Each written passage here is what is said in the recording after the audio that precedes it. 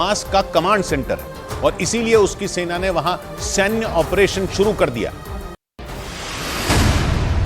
और जंग के 40वें दिन अल शिफा अस्पताल के अंदर घुस गई, जहां उसने एक खास हिस्से में चुनी हुई जगहों को एक के बाद एक उड़ाना शुरू कर दिया। इजराइल की सेना ने अल शिफा अस्पताल में उसके ग्राउंड ऑपरेशन का वीडियो भी जारी किया, जिसमें गाजा के सबसे बड़े अस्पताल में धुआंधार जंग होती नजर आई, क्योंकि इजराइल की सेना ने पहले ही टारगेट चुन रखे थे और अल शिफा अस्पताल में घुसते ही उसने उन्हें निशाना बनाना शुरू किया। न्यूज एजेंसी रॉयटर्स ने जानकारी दी कि इजराइल की सेना अस्पताल के पश्चिमी हिस्से में मौजूद है, जहां उसने एक के बाद एक कई धमाके किए। एक दिन पहले इजराइल की सेना ने जानकारी दी थी कि वो अल शिफा अस्पताल के गेट पर खड़ी है और हमास के लड़ाकों को उसके आगे आत्मसमर्पण कर देना चाहिए। लेकिन ऐसा नहीं हुआ, जिसके बाद इजराइल की सेना अगले ही दिन अल शिफा अस्पताल में घुस गई, जहां उसने भयंकर जंग छेड़ दी। इजराइल की सेना ने इस सैन्य ऑपरेशन को शुरू करते ही बयान भी जारी कर दिया, जिसमें बताया गया कि अल शिफा अस्पताल के खास इलाके में हमास के खिलाफ अभियान चलाया जा रहा है और इजराइल के सैनिक हमास के लड़ाकों को खत्म कर रहे हैं। अल शिफा अस्पताल में चल रहे इजराइल के ऑपरेशन के वीडियो में वो हमास के लड़ाकों पर फायरिंग करते नजर भी आए। अल शिफा अस्पताल में इजराइल की सेना अस्पताल के जिस इलाके में मौजूद थी, वहां उसने फूंक फूंक कर कदम रखे, क्योंकि हमास के लड़ाके गुरिल्ला वॉर में माहिर हैं, जिनसे लड़ने के लिए इजराइल की सेना भी तैयार दिखी और अस्पताल के अंदर हमास के लड़ाकों से उन्हीं के अंदाज में दो दो हाथ करती नजर आई। इजराइल की सेना ने गाजा में अपने सबसे बड़े ग्राउंड ऑपरेशन से जुड़ी जानकारी भी साझा की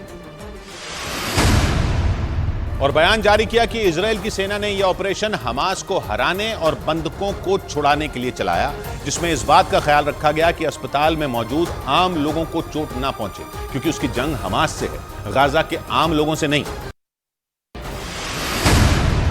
शिफा अस्पताल के अंदर ऐसे सैनिक भेजे जो दवाओं और अरबी भाषा के बारे में जानते हैं, जिससे इजराइल के सैनिक जंग के दौरान आम लोगों की मदद कर सकें। क्योंकि इजराइल का दावा है कि हमास के लड़ाकों ने अस्पताल में मौजूद लोगों को ह्यूमन शील्ड की तरह इस्तेमाल किया और अल शिफा अस्पताल में चल रही भयंकर जंग के दौरान भी वो ऐसा कर सकते हैं, जिसकी वजह से इजराइल की सेना ने सावधानी बरती और ऐसे सैनिक अस्पताल के अंदर भेजे जो आम लोगों की मदद कर सकें। क्योंकि इजराइल के ये सैनिक अरबी भाषा में बातचीत कर सकते हैं, जिसकी वजह से उन्हें अस्पताल के अंदर आम लोगों की मदद करने में आसानी हो सकती है, क्योंकि फिलिस्तीन की सरकार का कहना है कि अल शिफा अस्पताल के अंदर 2000 से ज्यादा लोग मौजूद हैं, जिनमें सैकड़ों बच्चे भी शामिल हैं, जिनकी वजह से हमास और फिलिस्तीन की सरकार ने इजराइल के अल शिफा अस्पताल में किए गए सैन्य ऑपरेशन को गलत ठहराना शुरू कर दिया। हमास तो पहले ही अस्पतालों पर इजराइल के हमलों पर सवाल उठा रहा है और अल शिफा तो गाजा का सबसे बड़ा अस्पताल है, या यूं कहें कि वो गाजा की लाइफलाइन है। गाजा की वही लाइफलाइन इजराइल के हमलों की वजह से खतरे में पड़ गई। हमास तो अल शिफा अस्पताल में इजराइल की सेना के घुसते ही तिलमिला उठा। मुस्तशफा अल-शिफा कअन्नहु इंजाज मुराहका सियासिया। हमास ने दावा किया कि इजराइल के हमलों की वजह से गाजा के 35 में 25 अस्पताल बर्बाद हो चुके हैं और फिलहाल वहां केवल 10 अस्पतालों में काम हो पा रहा है, वो भी जैसे तैसे। अल शिफा अस्पताल की हालत तो इतनी खराब है कि वो अंधेरे में डूब चुका है, जहां डॉक्टरों को काम चलाऊ रोशनी से लोगों का इलाज करना पड़ रहा है। अल शिफा अस्पताल में हमास के लड़ाकों और इजराइल की फौज के बीच भयंकर जंग छिड़ने की खबर आई और अल शिफा अस्पताल धमाकों से गूंज उठा, जिसके बाद हमास और फिलिस्तीन की सरकार ने इजराइल पर निशाना साधा। लेकिन इजराइल की सेना ने दलील दी कि उसके निशाने पर केवल और केवल हमास के लड़ाके हैं, जिन्हें उसने अल शिफा अस्पताल में घुसने से पहले चेतावनी दे दी थी और उन्हें 12 घंटे का अल्टीमेटम दिया था, लेकिन हमास के लड़ाकों ने हथियार नहीं डाले, जिसके बाद इजराइल की सेना ने गाजा में हमास के कमांड सेंटर को खत्म करने के लिए सबसे बड़ा हमला किया। हालांकि इस दौरान उसने हमास के लड़ाकों के सामने आत्मसमर्पण का विकल्प खुला रखा, लेकिन हमास के लड़ाके इजराइल से दो दो हाथ करने को तैयार दिखे, जिसकी वजह से गाजा का सबसे बड़ा अस्पताल जंग के मैदान में बदल गया। क्योंकि इजराइल को यकीन है कि अल शिफा अस्पताल के ठीक नीचे हमास का कमांड सेंटर है और इसीलिए लगातार 3 दिनों तक इजराइल की सेना ने अल शिफा अस्पताल की घेरेबंदी की और अस्पताल के अंदर बमबारी से पहले उसके आसपास के इलाकों में बम बरसाए। इजराइल ने इन हमलों में हमास के 12 से ज्यादा लड़ाकों को मारने का दावा किया, जिसके बाद उसने हमास के लड़ाकों को अल्टीमेटम दे दिया और जब वो नहीं माने तो इजराइल की सेना ने अल शिफा अस्पताल में घुसकर हमास के लड़ाकों को मारना शुरू कर दिया। और दलील दी कि उसने पिछले एक हफ्ते में बार बार हमास को चेतावनी दी कि वो अस्पताल खाली कर दे, क्योंकि अगर उसने ऐसा नहीं किया तो वो अस्पताल पर हमला करने के लिए मजबूर हो जाएगा, क्योंकि वो हमास को सरेंडर करने के लिए पर्याप्त समय दे चुका है। लेकिन हमास ने उसकी बात नहीं मानी। उल्टा उसके लड़ाके अस्पताल के अंदर से इजराइल पर हमला करने लगे, जिससे माहौल बिगड़ गया। क्योंकि हमास के आतंकियों के पलटवार से अल शिफा अस्पताल का माहौल और भी बिगड़ गया है और वहां मौजूद आम लोगों की जान खतरे में पड़ गई।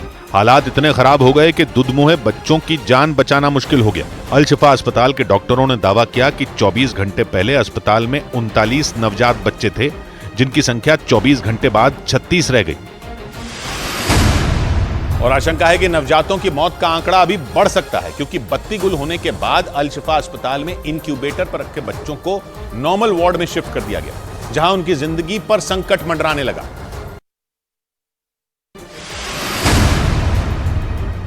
और सबसे डरा देने वाली खबर तो तब आई जब अल शिफा अस्पताल में समय से पहले 4 ऐसे बच्चों का जन्म हुआ जिनकी मां की मौत हो चुकी थी। अल शिफा अस्पताल के एक डॉक्टर ने दावा किया कि बच्चों की मां की मौत के बाद सी सेक्शन से उनकी जान बचाई गई। आसान शब्दों में कहें तो मां के शव का ऑपरेशन करके बच्चों की जिंदगी बचाई गई। लेकिन बिजली न होने की वजह से अब भी उनकी जान बचाना मुश्किल हो रहा है, क्योंकि इजराइल की सेना अल शिफा अस्पताल में घुस गई और अस्पताल के एक हिस्से में धुआंधार गोलीबारी शुरू हो गई। क्योंकि इजराइल के दावे के बाद अमेरिका ने भी दावा किया कि अल शिफा अस्पताल के नीचे हमास का कमांड सेंटर है। अमेरिका के खुफिया विभाग ने दावा किया कि हमास ने अल शिफा अस्पताल के नीचे अपना कमांड सेंटर बना रखा है, जिसमें उसने बंधकों को छुपा कर रखा है।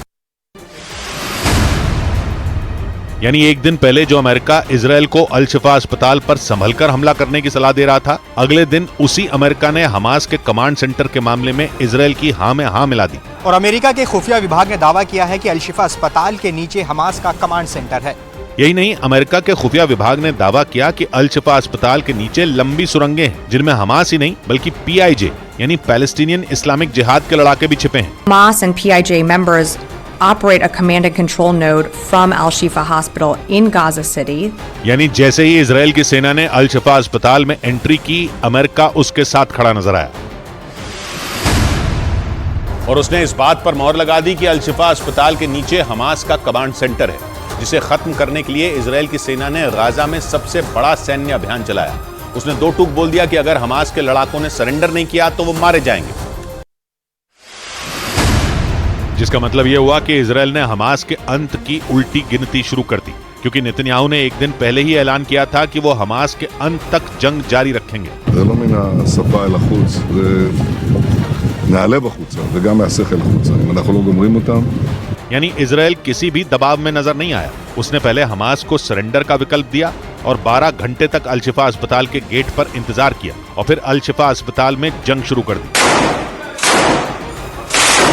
क्योंकि इजराइल ने हमास से बोल दिया था कि अगर उसके लड़ाके सरेंडर नहीं करेंगे तो मारे जाएंगे। यानी इजराइल ने जो कहा था वो करना शुरू कर दिया। लेकिन इस चक्कर में अल शिफा अस्पताल में मौजूद आम लोगों की जान पर बनाई, क्योंकि वहां 2000 से ज्यादा लोग मौजूद हैं। हालांकि इजराइल ने दावा किया कि उसने किसी आम इंसान को निशाना नहीं बनाया।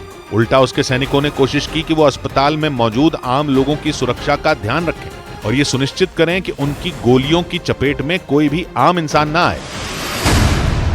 हमले के इस चरण में इजराइल की सेना उन जगहों को निशाना बना रही है जहां हमास के लड़ाकों के छिपे होने की आशंका है। इजराइल की सेना ने गाजा में जमीनी हमला शुरू करने से पहले ही 3 चरणों का ऐलान कर दिया था। और पहले चरण में इजराइल ने हवाई हमलों और ग्राउंड ऑपरेशन के जरिए दक्षिणी इजराइल से लगने वाली उत्तरी गाजा की सीमा में हमास के ठिकानों पर हमले किए, क्योंकि वहां मौजूद हमास के ठिकानों को वो कवच माना जा रहा था जिसे तोड़े बिना इजरायली सेना के लिए गाजा में घुसना खतरे से खाली नहीं था। इसीलिए पहले चरण में इजराइल ने उत्तरी गाजा की सीमा पर मौजूद हमास के एक-एक ठिकाने को चुन चुन कर तबाह किया। दावा किया गया कि इसके बाद बड़े पैमाने पर हमास के लड़ाके वहां से भाग निकले और वो शरणार्थी कैंपों और आबादी वाले इलाकों में छिप गए, जिन्हें खत्म करने के लिए इजराइल की सेना ने गाजा में हमले के दूसरे चरण की शुरुआत कर दी। क्योंकि हमास को मिटाने पर तुली इजराइल की सेना ने हमले के पहले चरण को कामयाबी के साथ पूरा करने का दावा किया और दूसरे दौर में हमास को दोहरी चोट पहुंचाने में जुट गई। क्योंकि हमास पर हमलों के दूसरे चरण में इजरायल की सेना गाजा में काफी अंदर तक घुसकर उसके बड़े अड्डों को निशाना बना रही और इसी कड़ी में उसने गाजा के तीसरे सबसे बड़े शरणार्थी कैंप अल शती पर धावा बोल दिया। इजरायल के सैनिकों ने वहां जमीन और आसमान से एक साथ प्रहार किया, जिससे वहां हाहाकार मच गया। इजरायल की सेना ने खतरनाक टैंकों और बख्तरबंद गाड़ियों के साथ अल शती कैंप में जमकर कहर बरपाया। अल शती शरणार्थी कैंप उत्तरी गाजा में भूमध्य सागर के किनारे पर मौजूद है, जो करीब 90,000 लोगों का बसेरा है। गाजा के स्वास्थ्य मंत्रालय ने इजरायल की सेना पर शरणार्थी कैंप में आम लोगों को निशाना बनाने का आरोप लगाया और दावा किया कि इजरायल के हमले में वहां कई नागरिकों की मौत हो गई, जबकि इजरायल ने इससे साफ इनकार कर दिया और दावा किया कि उसके टारगेट पर सिर्फ और सिर्फ हमास के लड़ाके हैं। और इतना ही नहीं, इजरायल की सेना ने दावा किया कि अल शती शरणार्थी कैंप में हमास के कई अहम ठिकाने थे जो पिछले कई साल से चलाए जा रहे थे और दावा किया गया कि उन ठिकानों का इस्तेमाल हमास के लड़ाके इजरायल पर हमले के लिए कर रहे थे। इजरायल ने अल शती कैंप में हमास के ठिकाने होने का एक वीडियो सबूत भी जारी किया, जिसमें एक इमारत के अंदर बड़े पैमाने पर हथियार रखे नजर आए। दावा है कि इस इमारत को हमास ने अपना अड्डा बना रखा था। हालांकि इजरायल की सेना ने बाद में उस इमारत पर विस्फोटक लगाकर उसे हथियारों समेत उड़ा दिया। इजरायल की सेना ने अल शती शरणार्थी कैंप को घेरकर वहां जबरदस्त बमबारी कर दी। इस दौरान इजरायल के पैदल सैनिक वहां इमारतों में हमास के लड़ाकों को ढूंढ ढूंढ कर मौत के घाट उतारते नजर आए। इजरायल ने इस ऑपरेशन के दौरान अल शती कैंप में मौजूद हमास के ज्यादातर अड्डों को ध्वस्त करके उस इलाके पर अपना कंट्रोल जमाने का दावा किया। यानी हमास पर हमले के दूसरे चरण की शुरुआत में ही इजरायल के हाथ बड़ी सफलता लग गई। के साथ ही इजरायल ने गाजा शहर के करीब मौजूद इलाकों में भी अपने हमले तेज कर दिए और वहां मौजूद गवर्नर हाउस समेत कई अहम इमारतों पर कब्जे का दावा किया। जबकि एक रोज पहले ही इजरायल की सेना ने हमास की संसद पर भी कब्जा कर लिया था, जिसकी एक तस्वीर जारी की गई थी और दावा किया गया कि इजरायली सैनिकों ने गाजा में हमास की संसद पर कब्जा कर लिया। तस्वीर में इजरायल के सैनिक संसद में बैठे नजर आए थे और इसके एक दिन बाद ही इजरायल ने हमास को दूसरा बड़ा झटका दे दिया, क्योंकि दावा किया गया कि इजरायली सैनिकों ने गाजा में गवर्नर हाउस को भी अपने कब्जे में ले लिया। ये हमास के लिए बड़ी चोट मानी जा रही है। ऐसा इसलिए क्योंकि गवर्नर हाउस में ही हमास के खुफिया विभाग का दफ्तर होने का दावा किया जाता है। और तो और दावा है कि 7 अक्टूबर को इजरायल पर हमास ने जो खौफनाक हमला किया था, उसकी सारी प्लानिंग यहीं तैयार की गई थी, जिसका बदला लेने के लिए इजरायल हमास को जड़ से मिटाने में जुटा है। कि हमास भी इजरायल पर पलटवार का कोई मौका नहीं छोड़ रहा। हमास के लड़ाकों ने एक बार फिर दक्षिणी इजरायल के इलाकों में रॉकेट बरसा दिए, जिसकी वजह से वहां कई मकानों को भारी नुकसान पहुंचा। दक्षिणी इजरायल का किबुत्ज किसुफिम 7 अक्टूबर से ही हमास के निशाने पर रहा है। जंग के पहले दिन हमास के लड़ाकों ने वहां 14 लोगों की हत्या कर दी थी। करीब 400 की आबादी वाला किबुत्ज किसुफिम पूर्वी गाजा की सीमा के बेहद करीब है। दावा किया गया कि गाजा से रॉकेट दागे जाने के बाद वहां लोगों के पास छिपने के लिए सिर्फ 3 सेकंड होते हैं, इसलिए हमास के लड़ाके इस इलाके को आसानी से निशाना बना पाते हैं, जिसकी वजह से वहां रहने वाले लोगों पर हर वक्त मौत मंडराती रहती है। हमास के हमलों में इस गांव के कई घर तहस नहस हो चुके हैं। खिड़कियों के हाल देख सकते, दिरेंचियों के हाल देख सकते किस तरह से जल के उखड़ गए हैं। किबुत्ज किसुफिम इजरायल के उन इलाकों में एक है जहां सबसे ज्यादा खतरा है, इसीलिए इजरायल की सेना ने इस इलाके में डेरा डाल रखा है। हमास सिर्फ गाजा के पास वाले इजरायल के इलाकों पर ही हमले नहीं बोल रहा, बल्कि उसके निशाने पर गाजा से कई किलोमीटर दूर के शहर भी हैं। और इसी कड़ी में हमास के लड़ाकों ने इजरायल के तेल अवीव को रॉकेट हमलों से दहला दिया, जिसकी वजह से वहां दहशत फैल गई। लोग जान बचाने के लिए इधर उधर भागते नजर आए। जिस मकान पर रॉकेट गिरा, उसकी दीवारें मलबे में तब्दील हो गई। इजरायल के मीडिया के मुताबिक इस हमले में एक महिला समेत 2 लोग बुरी तरह घायल हो गए, जिन्हें बाद में इलाज के लिए अस्पताल में भर्ती करवा दिया गया। गाजा से करीब 70 किलोमीटर दूर मौजूद इजरायल का तेल अवीव शहर जंग के पहले दिन से हमास के निशाने पर रहा है। 7 अक्टूबर को हुए खौफनाक हमले के दौरान यहाँ 150 से ज्यादा रॉकेट दागे गए थे, जिसके बाद से ही इजरायल की सेना गाजा में हमास के ठिकानों को मिट्टी में मिलाने में जुटी है। अब नेतन्याहू का सब्र भी जवाब दे गया और उन्होंने हमास के बाद हिजबुल्लाह के अंत की तैयारी कर ली। हालांकि अब तक हमास जंग के बीच इजरायल एक और मोर्चे पर जंग लड़ने से बच रहा था, लेकिन जब पानी सिर के ऊपर से गुजर गया तो नेतन्याहू ने भी हिजबुल्लाह की बर्बादी की कहानी लिख डाली। इजरायल के मीडिया के मुताबिक नेतन्याहू ने हिजबुल्लाह को मिटाने के संकेत देते हुए सेना को तैयार रहने के लिए कह दिया। हालांकि हमास से जारी जंग में हिजबुल्लाह को लेकर इजराइल फूंक फूंक कर कदम आगे बढ़ा रहा है और इजराइल ने हिजबुल्लाह के हमलों के बाद ही उस पर पलटवार किया। लेकिन खबर है कि इसी बात का फायदा उठाकर हिजबुल्लाह इजराइल को दहलाना चाहता है, क्योंकि उसे ये बात अच्छे तरीके से पता है कि इजराइल की फौज अभी हमास से लोहा ले रही है। ऐसे में वो उस पर जोरदार हमले नहीं कर पाएगी। लेकिन नेतन्याहू ने उसकी ये गलतफहमी अपने एक बयान से दूर कर दी। खबर के मुताबिक नेतन्याहू ने साफ कह दिया कि हिजबुल्लाह के फन को कुचलने की तैयारी इजराइल कर रहा है, जिसका मतलब यह कि हिजबुल्लाह इजराइल की खामोशी को उसकी कमजोरी समझने की गलती ना करे।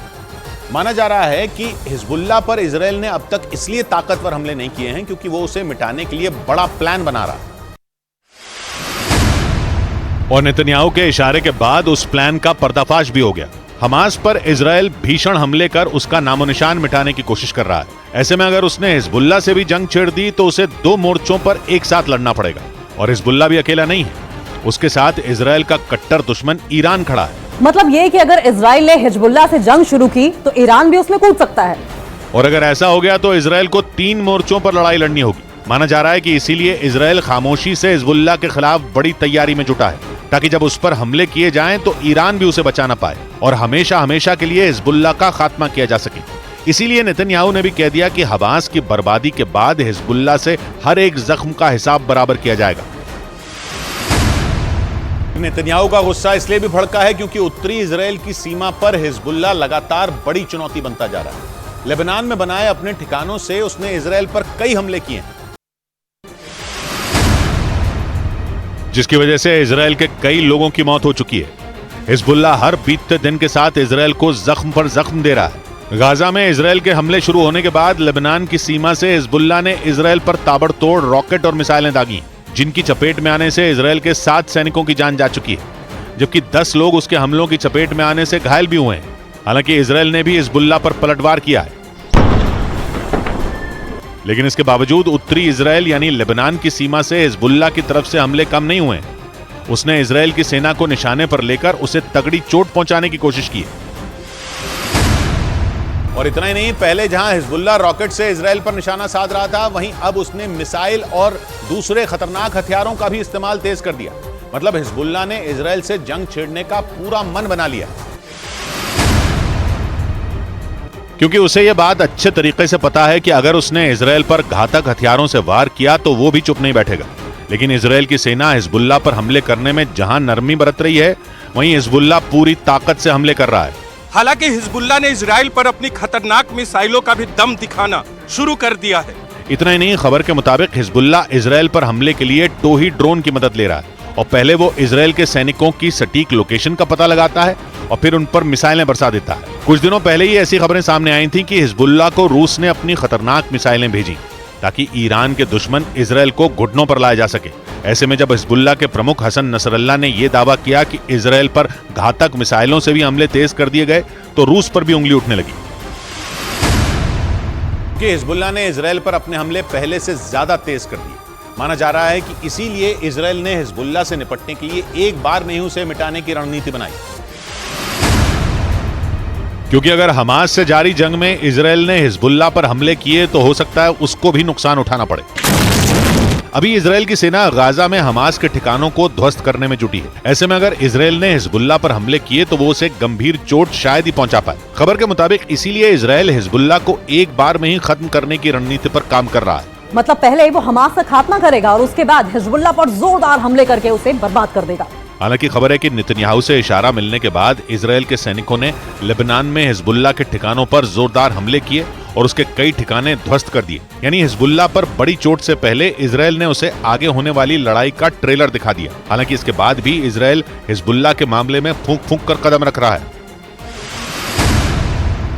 कि हिजबुल्लाह के पीछे सीधे सीधे ईरान की ताकत मानी जाती है। ईरान के हथियारों के दम पर ही हिजबुल्लाह अमेरिका की सेना तक को चुनौती देने से नहीं रुकता। मतलब यह कि हिजबुल्लाह के साथ जंग सीधे ईरान के साथ जंग की तरह हो सकती है, जो इजराइल की उत्तरी सीमा पर पिछले कई साल से इजराइल का सिरदर्द बना हुआ है। लेबनान में बैठकर वो इजराइल पर हमले करता रहता है और ईरान से उसे हर तरह की मदद भी मिलती है। माना जा रहा है कि इसी वजह से इजराइल ने हमास के बाद हिजबुल्लाह के सफाए की बात कही, ताकि ईरान भी जंग में उतरे तो इजराइल की सेना उससे निपट सके। हमास के समर्थन में हूथी विद्रोही अब इजराइल से सीधी टक्कर लेने की तैयारी में है और इसका ट्रेलर भी हूथी विद्रोहियों ने दिखाना शुरू कर दिया। इजराइल और हमास के बीच 1 महीने से ज्यादा वक्त से छिड़ी जंग के दौरान हूथी लड़ाकों ने छठी बार इजराइल पर मिसाइलों और ड्रोन से हमला करके अपनी मंशा साफ कर दी और ये जता दिया कि वो इजराइल के खिलाफ हमास की जंग में कंधे से कंधा मिलाकर लड़ेंगे। न्यूज एजेंसी रॉयटर्स के मुताबिक उत्तरी गाजा पर इजराइल के कंट्रोल के ऐलान के बाद हूथी विद्रोही बुरी तरह बौखलाए हुए हैं। इजराइल के खिलाफ नफरत की आग में जल रहे हूथी विद्रोहियों ने दो टूक कहा कि अगर गाजा पर इजराइल के हमले नहीं रुके तो उनका अगला निशाना लाल सागर में इजराइल के जहाजों पर होगा।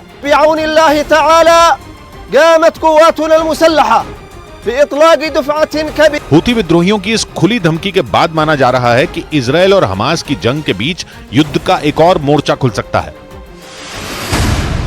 यानी लाल सागर इजराइल और हूथी विद्रोहियों के बीच जंग का नया मैदान बन सकता है, क्योंकि हूथी विद्रोहियों के बढ़ते हमलों को देखते हुए इजराइल ने उस इलाके में सुरक्षा बढ़ा दी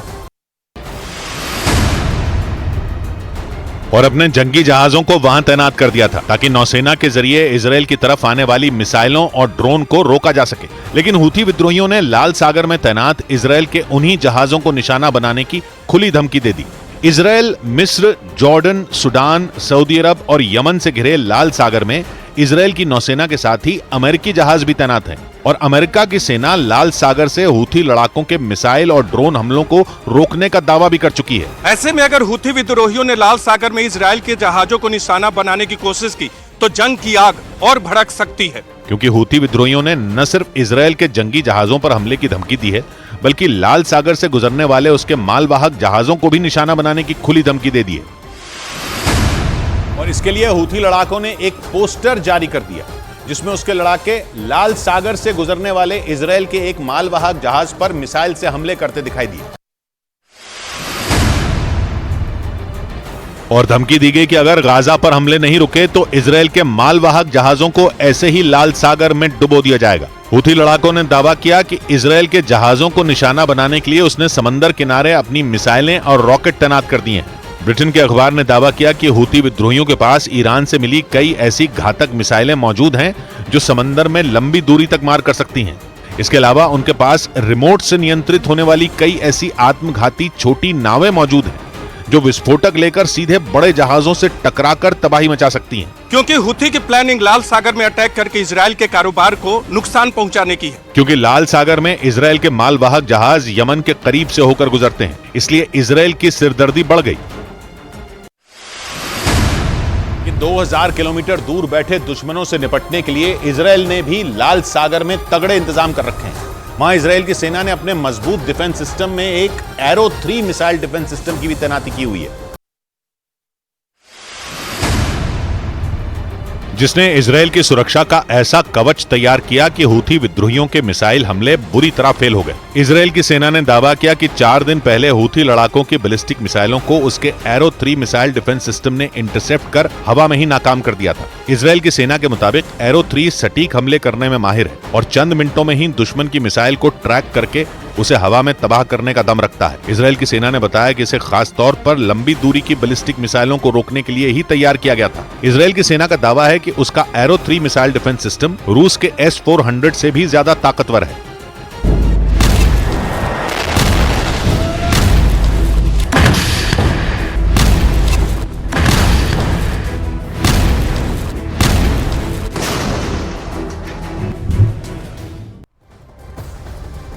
अल शिफा अस्पताल इस वक्त इजराइल युद्ध का एपिसेंटर बन गया है। गाजा के बीचों बीच बने अस्पताल में इजरायली सेना का ऑपरेशन चल रहा है। सेना बेसमेंट तक पहुंच चुकी है। अस्पताल में हमास की सुरंगों की तलाशी चल रही है। इजराइल सेना का